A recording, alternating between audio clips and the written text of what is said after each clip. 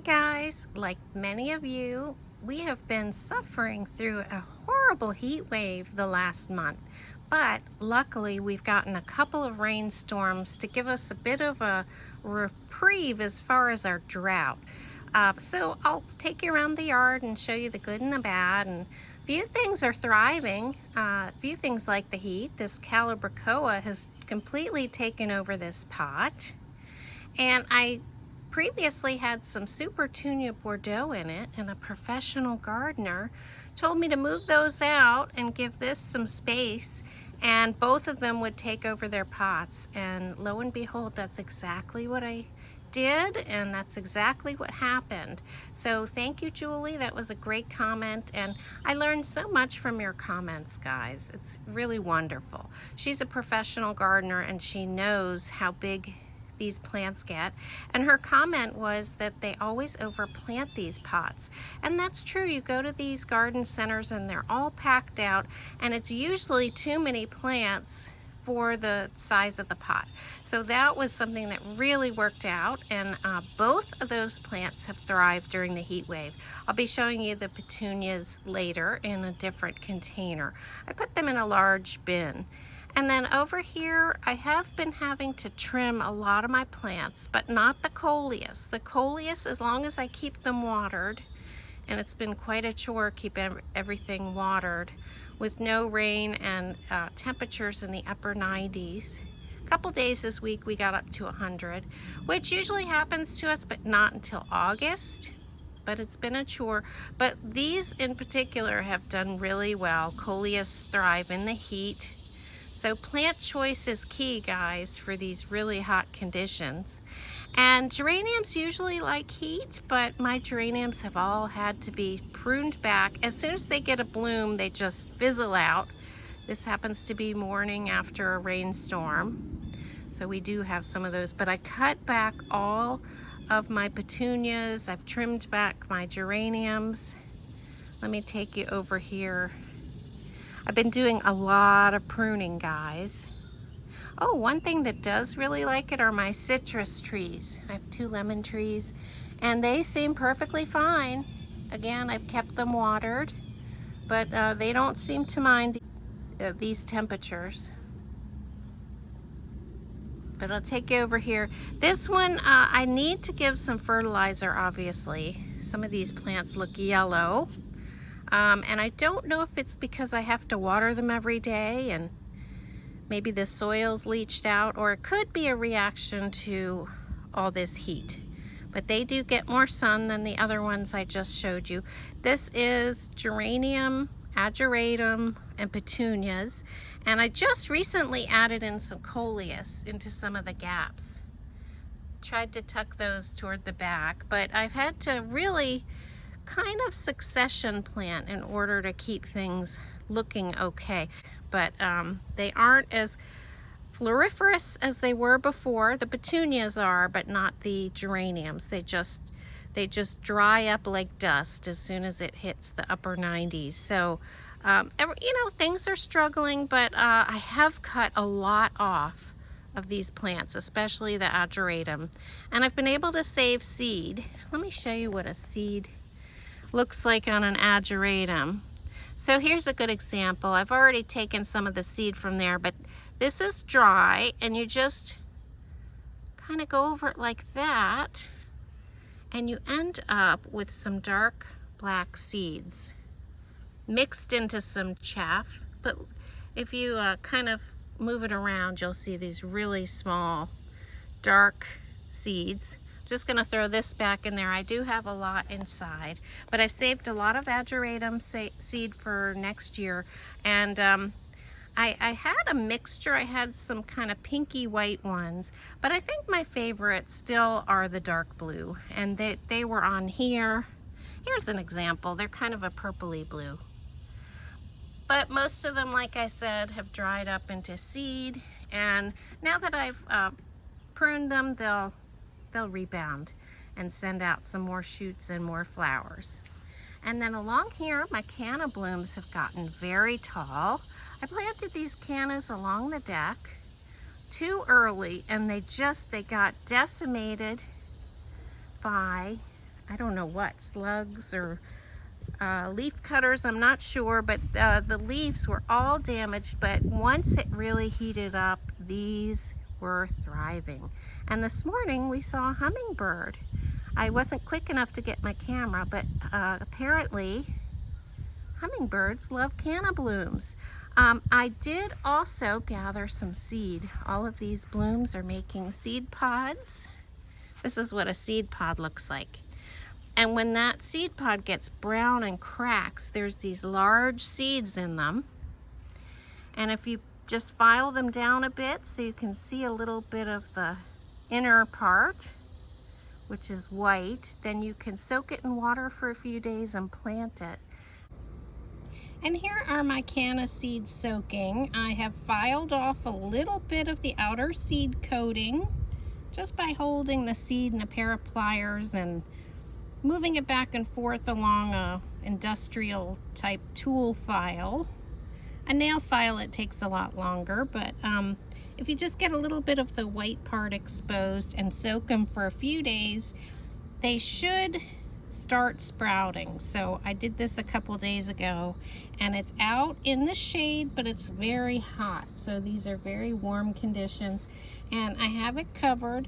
I can do a whole video on it, but I just wanted to let you know that I am harvesting those seeds and keeping them in water in the shade, hoping that I can propagate some more canna lilies. Should have some baby canna plants. So that's my plan. I'd love to actually have cannas all along here, and next year add them to this side of the bed.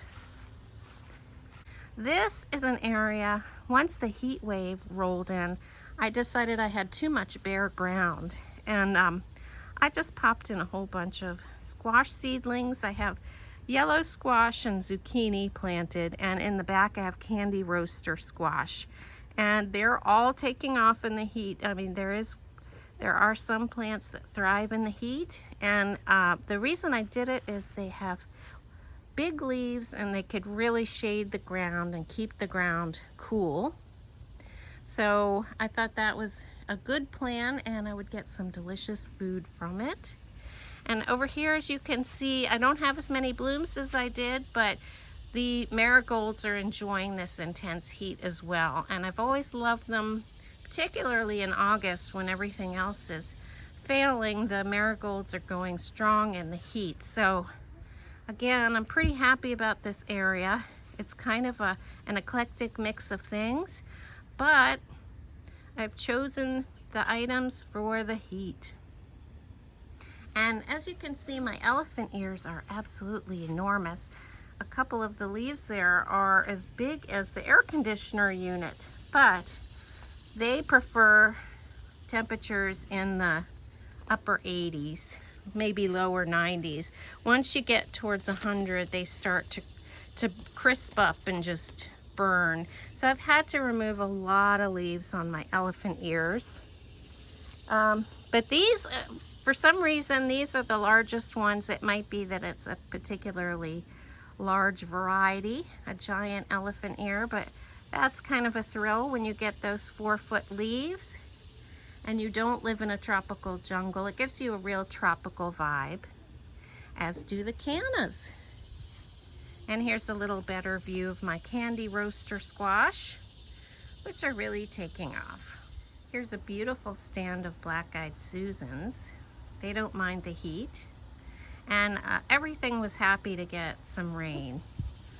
I do try to water along here, but it doesn't always get watered. Not as much as my container plants. But it's been a challenge, guys, to keep things watered and looking nice. Some things have just had to be ripped out and started over. Succession planting is your friend when you're in a heat wave. And also plant choice is very important. Make sure you mix in plants that don't mind the heat. And it kind of distracts from the ones that do. Even the tomatoes, although I've been getting full colanders every single day of my cherry tomatoes, the foliage on it has really crisped out, and I've had to remove a lot from my tomato jungle. It's not looking its best right now, but it is still producing lots and lots of tomatoes. You can even see the part that gets a little bit more shade than the rest are greener and less yellow and crispy. And my spaghetti squash is still planted. I have one that's maturing on the vine, but I went ahead and harvested, I think 7 more, and they're curing up in my polytunnel. You need to give them a chance to harden up and have hard skin so that they last longer in storage.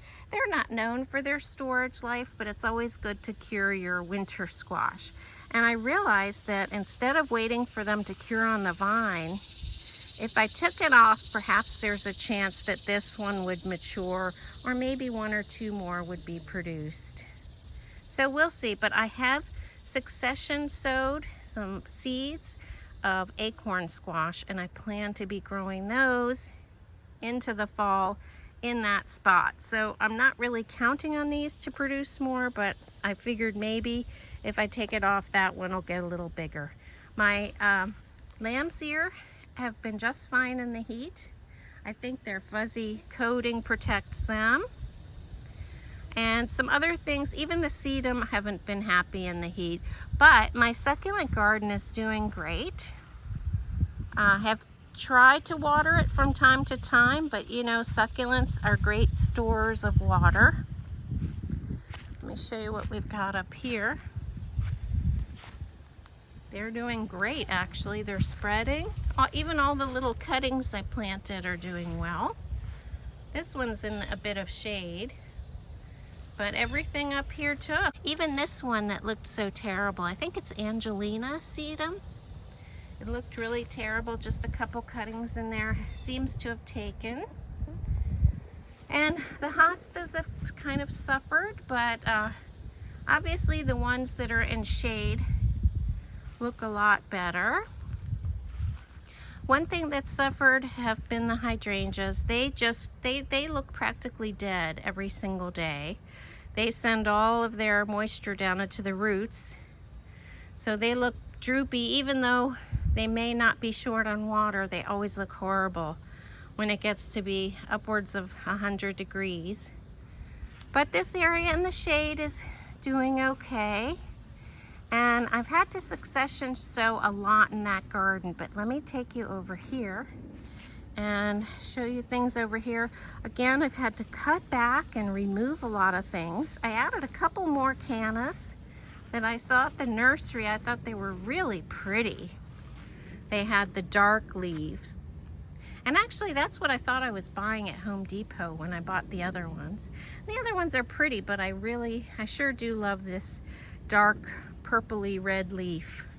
And these are just a different color bloom. These may be a shorter variety too, but I'll definitely be saving the seeds on this one.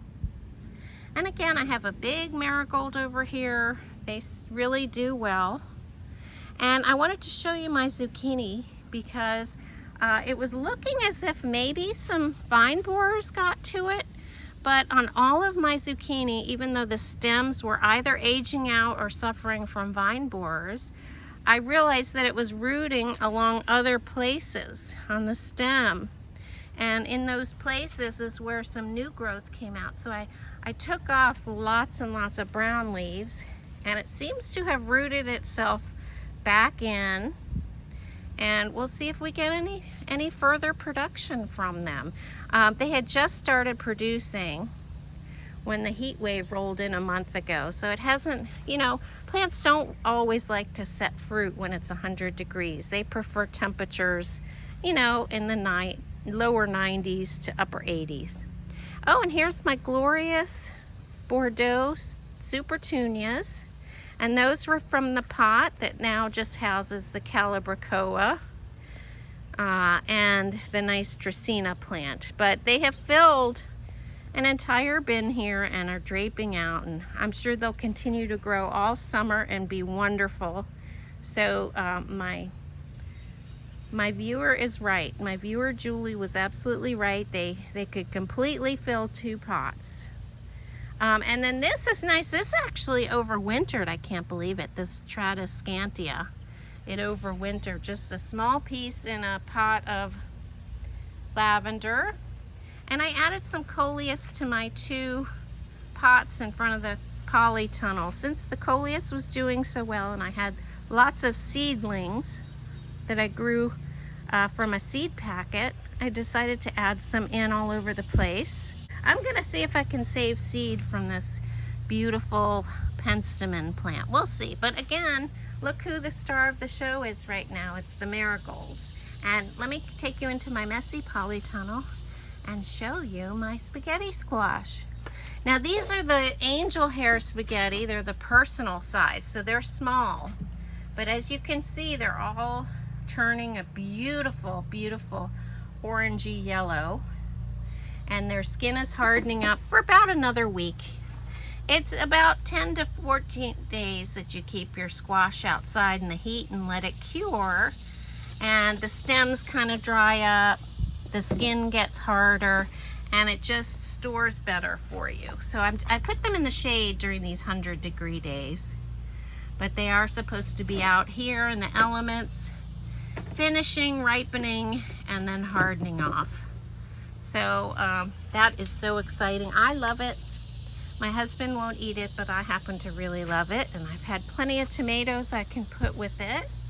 I've done a lot of work on my composting. I started a new bin. And the problem with my compost being in this location is it's right next to a very vigorous maple tree. So I found that the bin that I dismantled and used the compost from was half roots. That was here. So I was able to clean that up and flip it over, some of it into here, and I used a lot of the compost in my polytunnel beds. But this one I expect will also have quite a few roots when I go to use the compost in here. I'm gonna be battling some roots. So when I set up a third one, instead of having it back here, which I thought was unsightly, I moved it down here and I put some tote lids and cardboard under it. So I'm hoping no roots can get through there. And hopefully this will be much easier to harvest in about 6 months or so, maybe even a year from now. I won't have to battle with roots when I want to go harvest my compost. And I moved some of these things in order to make that big tote of petunia, and I really like this little container corner here. We've got mums, we have some lavender, which, by the way, my lavender is doing much better now that I'm giving it more water. Lavenders actually do need water in the heat. We think of it as a drought-tolerant plant, but it will thrive more if you do give it water during those really hot periods. And then a couple of my geraniums, and again, not a lot of blooms well, especially this one because it's just too darn hot. Here's some extra coleus seedlings I planted out. And in here I have a big tomato growing. I've been harvesting loads and loads of the cherry tomatoes all over the place, colander after colander, but the big tomatoes for me are more challenging. Of course you have to wait longer for them, but it looks like that beefsteak is doing well. Oh, and here's another one starting to form up here, so that's good. And I have added a couple extra cosmos seedlings that I grew. This is a new one, so I'm hoping this whole area fills in. And this has also continued to make seed. It makes a seed head and then springs open and drops its black seeds. So some might come up on its own, but the tomatoes are looking very wild. I have done my best to keep everything watered, but you know, this time of year things look pretty stressed out, and even the animals are lying around. I mean, my squirrels are just lying around, my rabbits just lie there all sprawled in the heat. And in the worst heat of the day, of course, they go back to their little dens and their nests and stay in the shade. But even when they come out, they just have to take a break and sprawl, kind of like myself. But let's go back here. It's nice and shady. And I do have some things planted here which aren't exactly suitable for shade. But again, I was trying to cover the soil. And I'm sorry, it sounds like we have a lawnmower on the other side of the fence.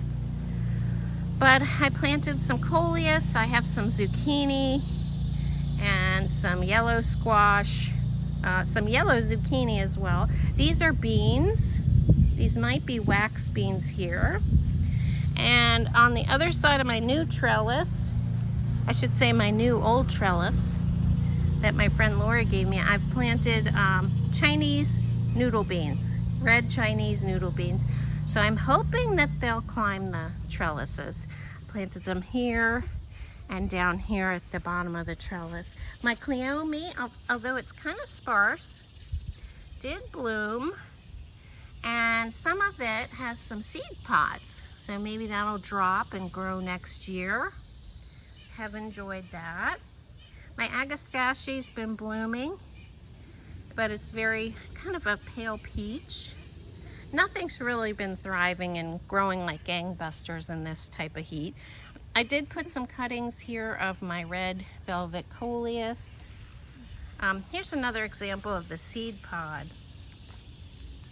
on a cleome. So that'll dry and burst open and the seeds will fall if they don't get eaten. But as you can see, it's pretty sparse back here, and I cut back a lot of things that looked quite awful. And hopefully it'll flush back out for the fall as we hopefully get some more tolerable temperatures. And then back here's another example of my zucchini. Oh, I can show you here a couple of little zinnia plants and some wax beans behind them, climbing a makeshift trellis. So that's not doing so badly. And it's right next to my hose bib, so it does get some water. But over here I have some zucchini that I thought was for sure past its life. You can see the stem there, it's busted open. And like I said, I don't know if it's squash vine borers or it's the end of its life. But all of it rooted over here and new growth is coming. So I'm just gonna let it be. Normally I would succession plant in here. Same thing with this one. But it looks like it's making a comeback. So I might have more of a chance of getting squash out of these older plants than my new ones. We'll have to see. I'm doing a bit of both. I'm doing massive pruning, burying the stems a little bit, and they seem to be rooting along the stem. And then over here, I do get quite a bit of shade, but I have some asters growing in pots back here, and some black-eyed Susans, and my Joe Pye weed is starting to flower, set their buds. That's a particularly pretty flower in August. All of those are in bloom. They're very drought tolerant. Some more black-eyed Susans and different types of Rebecca.